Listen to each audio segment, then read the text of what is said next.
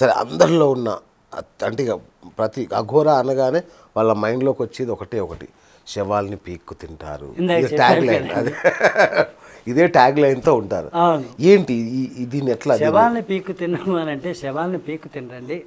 According to my knowledge what I'm saying, గురువు అనేటువంటి వాడు శిష్యుడి తాలూకు నిబద్ధతని పరీక్షించడానికి పెట్టేటువంటి ఒక విషమ పరీక్ష అది. Okay okay. ఇప్పుడు ఉదాహరణకి మీరే ఉన్నారు, అఘోరాగా మారడానికి వెళ్ళారనుకుందాం. ఇంతవరకు ఒక మానవత్వంతో జీవించారు. మానవత్వంతో జీవించే మీరు అనేకమైన జెమినీ సీరియళ్ళు చేసి ఉండొచ్చు, జీవితంలో అనేక మందిని కింద మీద పెట్టి ఉండొచ్చు, అనేకం జరిగి ఉండొచ్చేమో, కానీ you didn't eat the human flesh. Never. అలాంటి పరిస్థితుల్లో ఈయనేంటి హ్యూమన్ ఫ్లెష్ తినమంటున్నాడు, చిచి అని అనుకున్నారనుకోండి, మీరు అఘోరిగా మారేటువంటి అవకాశమే లేదు, ఆయన రిజెక్ట్ చేస్తాడు. అలాగని చెప్పి హ్యూమన్ ఫ్లెష్ తింటేనేనా అని చెప్పి మీరు క్వశ్చన్ చేయవచ్చు. అది చేస్తే అని అంటే ఏంటంటే తన మాట మీద నమ్మకం ఉండేటువంటి శిష్యుడు అది చేస్తే యాక్సెప్ట్ చేస్తాడు గురువు. Okay okay okay. అది ఒకవేళ చేయకపోతే యాక్సెప్ట్ చేయడు. అంతకు మించి ఈ హ్యూమన్ ఫ్లెష్, బీయింగ్ ఫ్లెష్ అని అంటే ఇప్పుడు మిగిలిన జంతువులు ఉన్నాయి, వాటి తాలూకు ఫ్లెష్ చచ్చిపోయిన తర్వాత రెండు ఒకటి కాదా? నాకు తెలియక అడుగుతా. మీరు మనిషి కాబట్టి మనిషి శరీరం తినడానికి భయపడుతున్నారు, అంతకుమించి అసహించుకుంటున్నారు.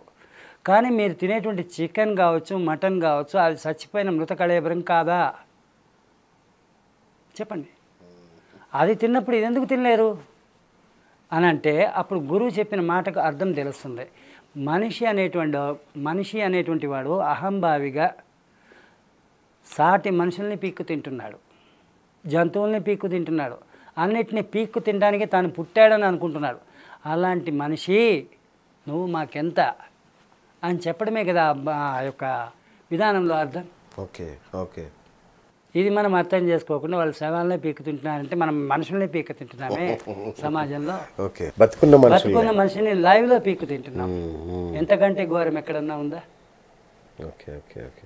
అంతే తప్ప మీ రోజు ఆహారంలో భాగంగా ఒక చికెన్ పీస్ గురించి ఆ యొక్క దీక్ష ఇచ్చే సమయంలో తినడమే తప్ప ఇది మా రెగ్యులర్ ప్రాక్టీసెస్ కాదు. అంటే మీరు కూడా ఈ పరీక్ష ఎదుర్కొన్నారా? ఎదుర్కొన్నానండి. నేను కూడా తిన్నవాడే. తిన్నాను. అంటే ఒక అఘోరి జీవితంలో ఒక్కసారి జరుగుతుందా ఇది? అది ఒకే ఒక్కసారి జరుగుతుంది. అవసరాన్ని బట్టి ఎక్కడైనా జరగచ్చు, ఎన్నిసార్లు అయినా జరగచ్చు, చెప్పలేము. అంటే దీని అర్థం ఏంటంటే ఇప్పుడు మేము ఎక్కడో ఉన్నామండి హిమాలయాల్లో, అక్కడ తినడానికి ఏమి లేదు, మొత్తం మనసే ఉంది. అక్కడ ఎవడో ఒక దాన్ని ఏమంటారు ట్రెక్కర్ ఉంటాడు, ట్రెక్కింగ్ చేసేవాడు, వాడు వచ్చాడు అనుకోకుండా ఆ మనసు తుఫాన్లో కురుకుని చచ్చిపోయాడు. మరి ఎంతకాలమైనా ఆ యొక్క ఫ్లెష్ కానీ ఆ బాడీ కానీ ఫ్రెష్గానే ఉంటుంది.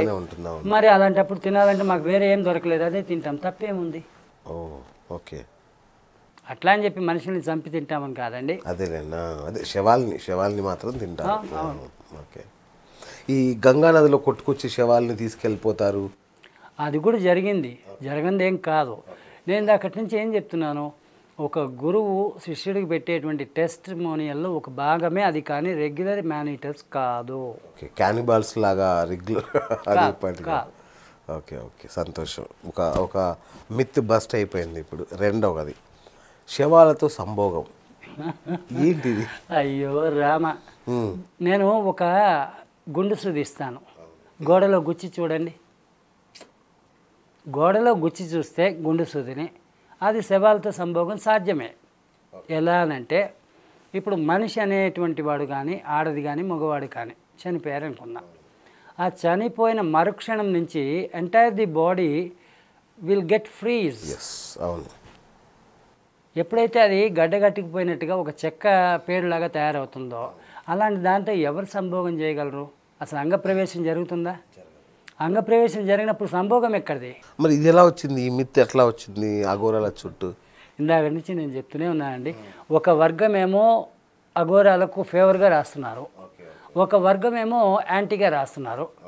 అలాంటి పరిస్థితుల్లోనే ఈ మధ్యలో ఒక ఛానల్ కొన్ని వందల ఎపిసోడ్లు రిలీజ్ చేశారు. In result of that what has happened? నేను ఖచ్చితంగా అనుకున్నాను ఆ ఛానల్ ముగించాలనే. ఆల్రెడీ మూత పడిపోయింది కదా.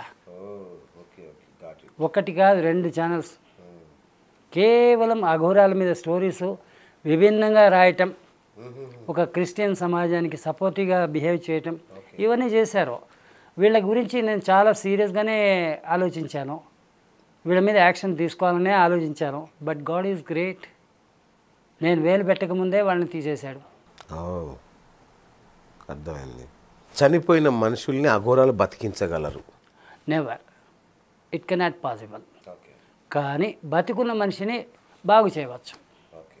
సో అది వైద్యం అవుతుంది? వైద్యం కూడా కాదు, ఓకే, విత్ ఓన్లీ మంత్రశక్తితోటి చేయొచ్చు, పూజలు పునస్కారాలతో చేయొచ్చు. But he must have life. జీవం అనేది ఉండాలి. ఆ జీవం ఉంటే అది సాధ్యం. ఈ మధ్య విన్నాను ఇంకొక తెలుగు అఘోరా ఏదో అతను ప్రచారంలోకి వచ్చాడు, పేరు అతని పేరు ఏదో ఉందండి. అతను కూడా ఏం చెప్తున్నాడంటే అతను మనుషులు బతికించవచ్చు అని ఆయన ప్రచారం చేస్తున్నాడు. No no no no no నా అంచనా ప్రకారం some Balakrishna right exactly Balakrishna. Actual చెప్పాలంటే అతను అఘోరి కాదు, నెంబర్ 1.